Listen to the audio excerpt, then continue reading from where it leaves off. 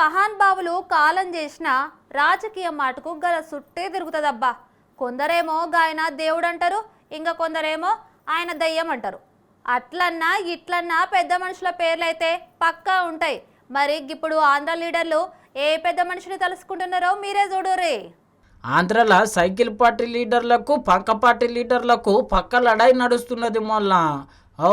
Cycle party leader Atchannaidu sir మా లీడర్ను గట్లెట్లా అంటాడు అని చెప్పి పంక పార్టీ లీడరు మస్తు అరుచుకున్నాడే కాదు గిట్లా మైకుల ముంగల ఏడ్చిండు గుట్ట. మీ సంగతులు కానీ మీ పార్టీ సంగతులు కానీ మీ నాయకుల సంగతులు కానీ అలాగే ఉన్నాయని అలాంటి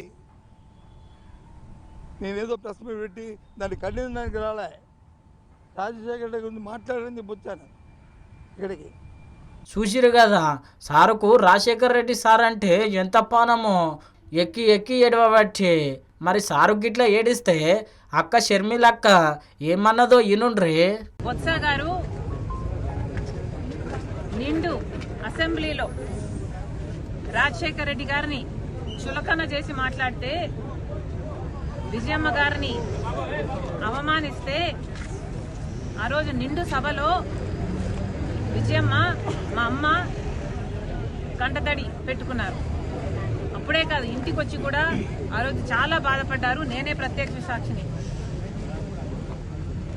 అంతగా అమ్మను బాధ పెట్టాడు, రాజశేఖర రెడ్డి గారి భార్యను బాధ పెట్టాడు. అది కూడా రాజశేఖర రెడ్డి గారిని చులకన చేసి మాట్లాడి నిండు సభలో. అలాంటి బొత్స గారు నిన్న కన్నీళ్లు పెట్టుకున్నారని విన్నాం. ఎందుకు పెట్టుకున్నారో నాకైతే తెలియదు, కానీ నిజంగా విజయమ్మను అంత బాధ పెట్టినందుకు పశ్చాత్తాపంతో కన్నీళ్లు పెట్టుకోవాల్సిన అవసరం నిజంగానే బొత్స గారికి ఉంది. విన్నారు కదా, ఆ నాడేమో తిట్టిండ్రు, ఈ నాడేమో ఎక్కి ఎక్కి ఏడుస్తున్నారు. అరే గిదెక్కడి చిత్రము, చూడనీకనే భలే విచిత్రము ఉన్నది అని చెప్పి షర్మిలక్క ఉన్న ముచ్చట చెప్పవచ్చే. ఇక గిట్ల పెద్దలు రాజశేఖర్ రెడ్డి సారు ముచ్చట మీద మాట్లాడినాక మావిగన్ ముచ్చట తీసింది. మావిగన్ ఎంతసేపు గన్నులు గొడ్డలేనా,